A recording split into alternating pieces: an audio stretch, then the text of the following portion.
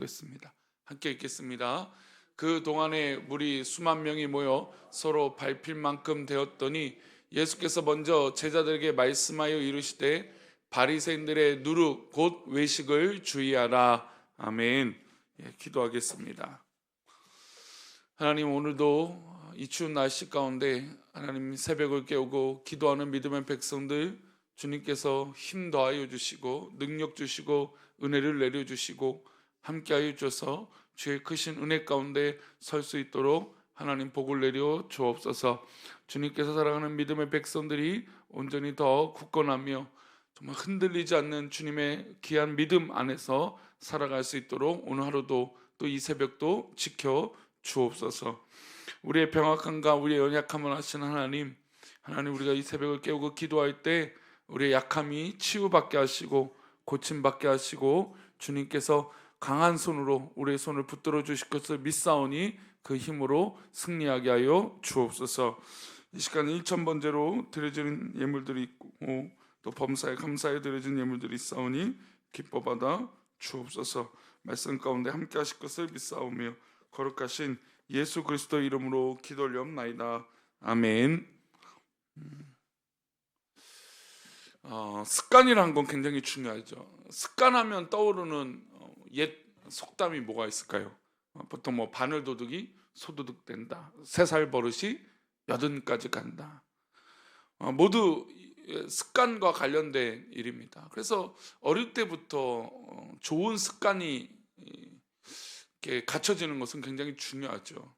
어릴 때부터 정직을 가르치고 또 남에게 베풀고 선을 행할 수 있도록 그것을 가르치는 것. 최근에 이제 한국 사회의 어떤 이런 현상들, 젊은 사람들의 현상들을 보면서 사랑은 많이 받았는데 교육은 못 받았다는 생각을 들어요.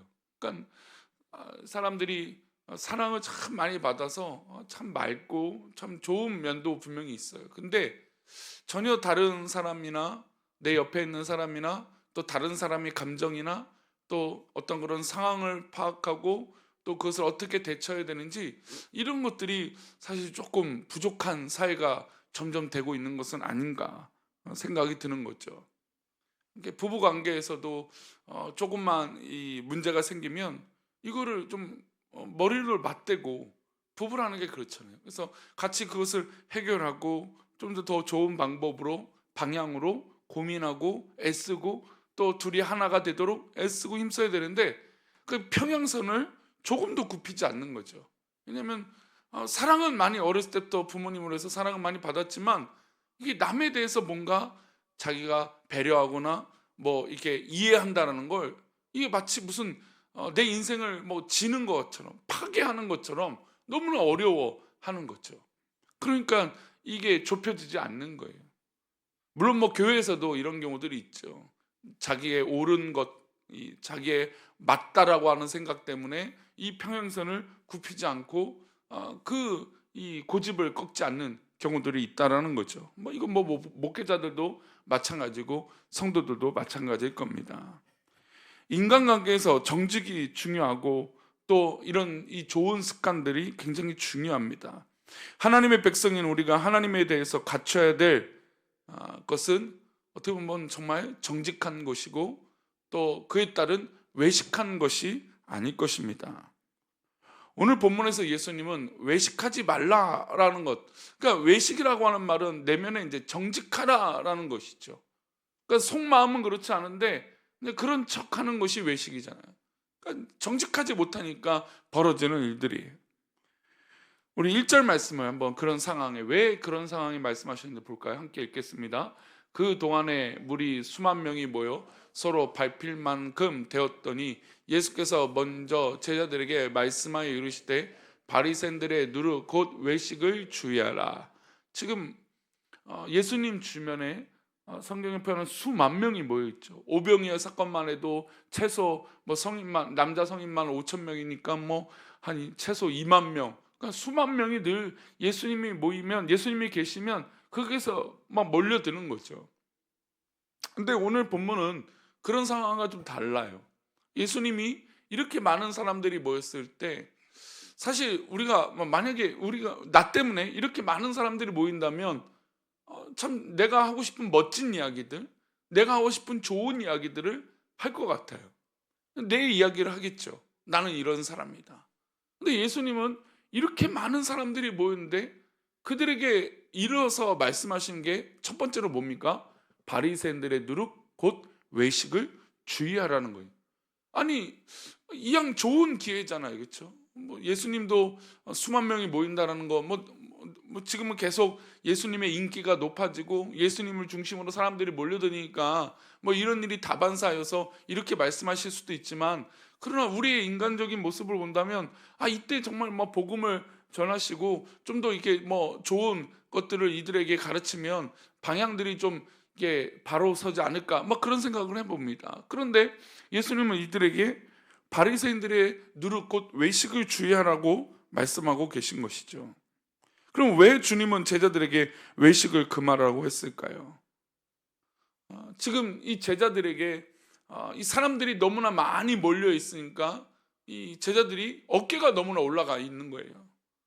그러니까 하나님 앞에 더 바로 서고 믿음으로 서고 예수님이 나의 어떤 주인이시고 나는 예수님의 제자인다, 어떤 이런 사명감과 삶에 대해서 묵상하는 것이 아니라, 아니 사람들이 몰려드니까 무슨 자기가 예수님이 된 마냥 지금 이런 흥분 상태에 있었기 때문이죠. 그러니까 예수님은 그들에게 지금 이 상황 판단을 제대로 해야 된다라고 하는 그런 의미로 바리새인들에게 그 외식을 배우지 말라라고 말씀하고 있는 것이죠.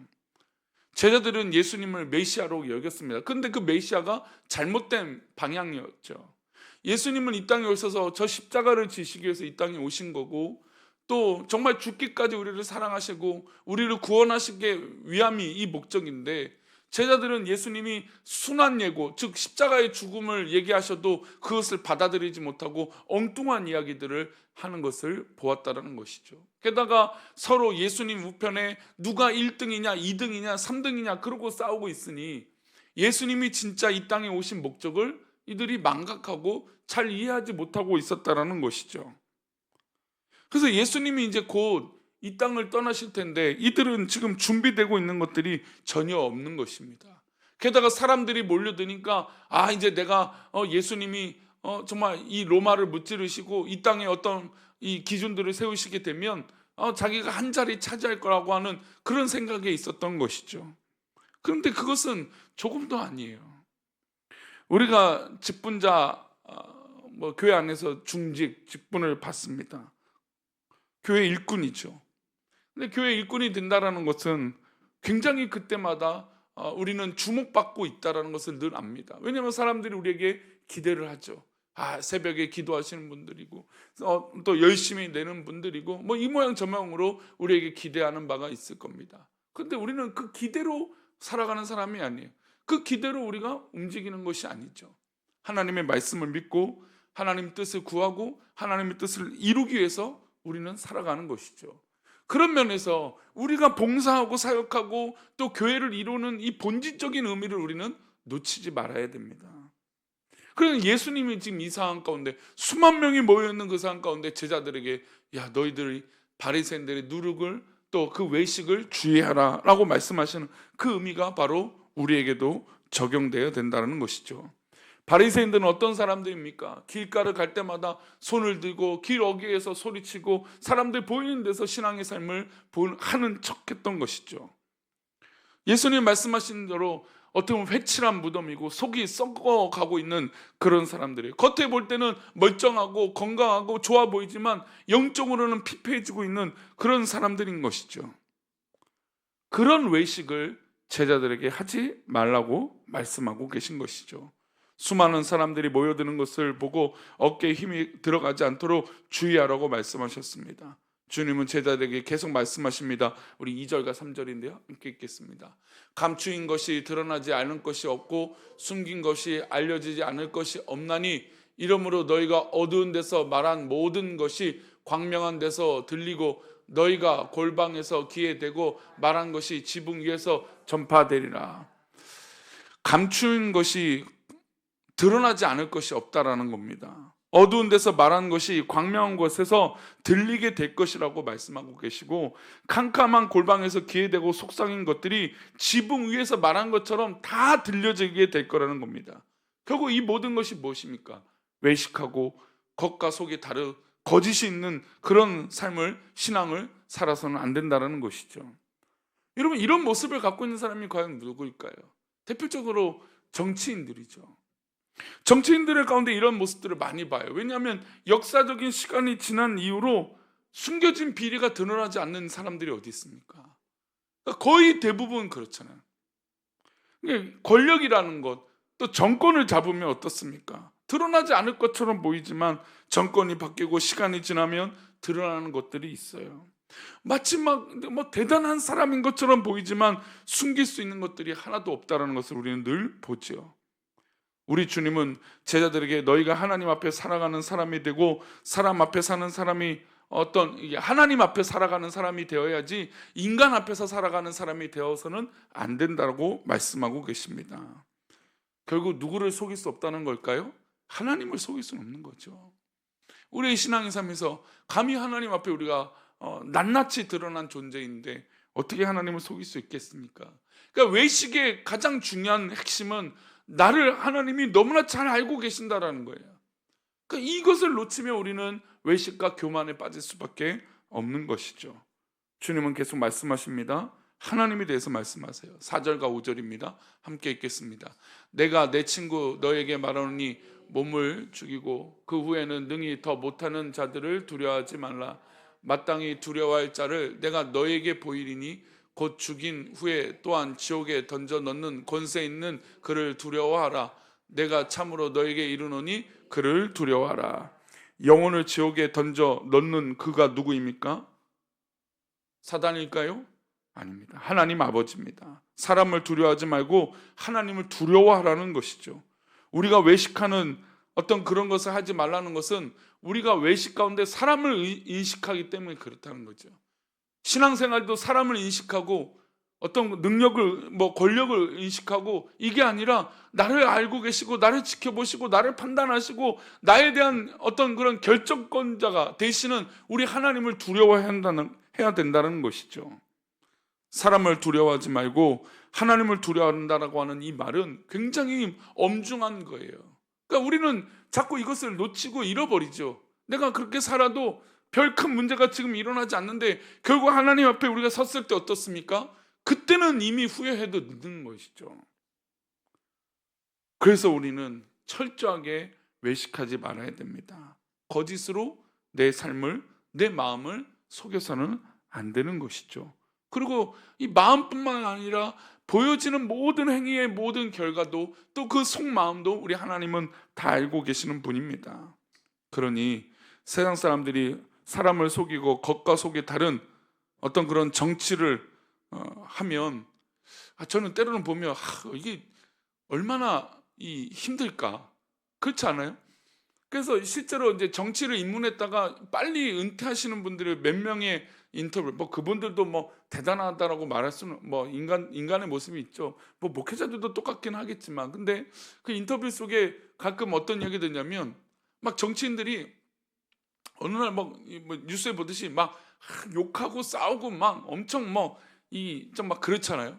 그렇게 싸우다가, 근데 엄청 정말 너무 깎아내리고 정말 비열한 얘기들을 그렇게 하다가도 사우나 가서 서로 웃고 악수한다는 거예요. 그러니까 그 모습은 자기가 견디기 어렵다는 거죠. 왜냐하면 그렇게 자기가 옳다라고 해서 싸우고 했다가, 그러니까 정치는 그렇다는 거예요. 그러면서 이 사우나 가서 웃고 밥 한 먹으면서 서로 이해하고, 그리고 어떤 예산이나 이런 것 때문에 서로 좀 이해해주고 그런다는 거죠. 죽일 것처럼 싸우다가 그런다는 거예요. 그런 모습을 보면 나는 그게 성향상 맞지 않다라고 해서 은퇴하신 분의 이야기를 듣고 참 이해가 되더라고요. 여러분, 외식한 삶을 살면 내 스스로 너무나 피곤한 삶을 사는 거예요. 왜 그럴까요? 사람들을 계속 의식해야기 때문이죠. 설교 끝내라는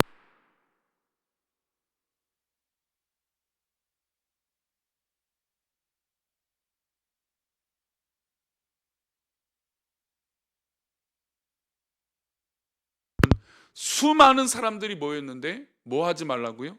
외식하지 말라라고 제자들에게 말씀하신 것입니다. 우리는 오늘도 이 말씀을 기억하며 우리의 행동과 우리의 삶이 하나님 기뻐하시는 것으로 채워지는 놀라운 은혜가 있기를 축원합니다. 기도하겠습니다. 하나님 아버지, 우리가 시이 함정에 빠질 때가 있습니다. 바로 그것은 인간의 교만이고 인간의 외식함입니다. 누구보다도 나를 잘 알고 계시고 하나님 나를 알고 계시는데 감히 하나님 앞에 정직하지 못할 때가 있다는 것을 깨닫게 하여 주시고, 오늘 하루도 내가 하는 모든 말과 내가 하는 모든 행동과 내가 하는 모든 신앙의 고백들이 하나님 앞에 있게 하여 주옵소서. 오늘도 우리를 그렇게 인도하시고 붙들어 주실 것을 믿사오며 거룩하신 예수 그리스도의 이름으로 기도 올리옵나이다. 아멘.